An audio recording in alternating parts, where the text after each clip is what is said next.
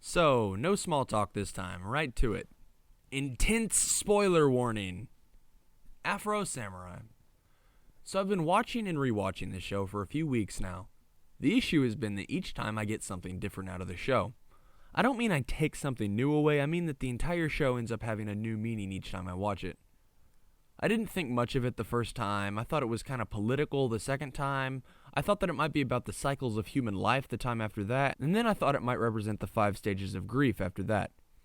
But finally what I did was I sat down and reflected on the show as a whole, and what I found was that, for my money, this was an anime representation of the Book of Five Rings, the sword instruction book by the legendary Miyamoto Musashi. My reasoning for this isn't terribly complex. There are 5 episodes of AFRO Samurai and there are 5 rings.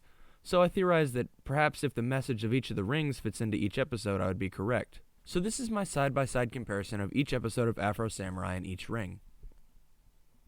Now the first episode of AFRO Samurai brings us up to date on the story thus far, which tells us of a world where being number 1 is apparently tantamount to being God, and being number 2 means that you can challenge number 1.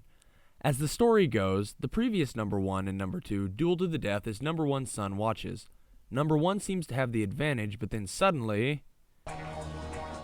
Now, interestingly, this is all the exposition you really need to understand the rest of the story. That kid wants to get that guy for killing his dad. Of course, what we're here for requires deep-seated and complex analysis, so buckle in. Jump ahead a few years and we see that little boy again, wearing the number 2 headband, which makes him a constant target for every manner of warrior, thief, and lowlife. Anyone who wants to get the headband also wants to get that kid, or Afro as they call him now, dead. Okay, listen up. In The Ring of Earth, the first chapter of the Book of Five Rings, Musashi teaches 3 things. A warrior should know multiple weapons because each weapon has situational advantages. A master of the longsword is unique in that a master isn't simply good at using the longsword, he's a strategist. And that timing is the key to everything. Even beyond combat, in dancing and singing, whatever, timing is the key. So in the same way, I feel like the first episode of AFRO Samurai hits these points. Afro is obviously familiar with how other weapons work, he's a master of the longsword, and he clearly has perfect timing. The next book, The Ring of Water, is about how a warrior should carry himself, how he should behave spiritually, mentally, and how he should look at things, how strong he should grip his sword with each individual finger, and in combat the sections of an opponent to attack, and in what situation to attack these sections. It also gives examples of several techniques that can be used. However, the most important concept to take away, or at least the one that comes up in the other rings, is the concept of no design, no conception, or munin muso. This means the ability to act calmly and naturally even in the face of danger, and when a man's word and his actions are spontaneously the same. Episode 2 is about Afro's past and how he learned to fight, his first kill and how he became desensitized to violence. However, the important thing to take away is this. When Afro was acting against the principles of the Ring of Water and Munin Muso, he almost gets killed.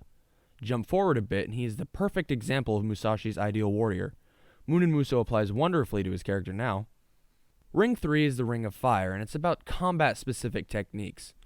However, the principle of the Book of Fire is that a true master understands his opponent's technique and strategy.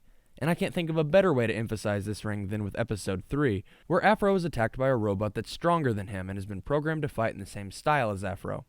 But then suddenly the robot style changes completely and Afro has to adjust. The 4th ring is the Ring of Wind, and it's basically just Musashi calling out every other school of swordsmanship. He seems to have a problem with almost every other aspect of every other school. Maybe that's why he made his own school. Episode 4 of AFRO Samurai is about Afro fighting a childhood friend and a student of the same school. Also, it flashes back a bit to the past and shows what happened to Afro's old friends and his old teacher. While this Ring episode lineup is easy enough to understand, I think it's worth mentioning that what happens between Afro and his teacher seems to be quite significant to the Ring of Wind also. Finally is the Ring of Void, the shortest and in my opinion best portion of the Book of Five Rings. The final chapter is Musashi trying to convey his idea about what he calls the Void. Basically, the Void to him was this. By knowing that things exist, you can know that which does not exist. When your spirit is not in the least clouded, and when the clouds of bewilderment clear away, there is the true void. Objectively look at the morals of this world, because even if they seem like common sense, they may go against the void. And lastly, the void is virtue. It is not evil. It's similar to wisdom or moral principles. The last episode of AFRO Samurai finishes out the duel between Afro and his buddy from the last episode. And then finally Afro gets his fight with the main villain, Justice. Okay, so a bit complex, but stay with me here. Why do you think they named him Justice? It's because acting within the realms of regular society, justice seems like common sense, right? Well, Afro is fighting justice exactly the same way Musashi said to objectively look at the morals around us. Bada bing, bada boom, baby. An overarching principle of the Book of Five Rings is that the first four rings form a circle with void making up the points in between, and represents the everlasting continuation and karmic cycle of the world. AFRO Samurai kinda does the same thing with its ending. Alright, got it all out. I think it's pretty clear what book I recommend. So I'm ready to serve knowledge anytime, guys.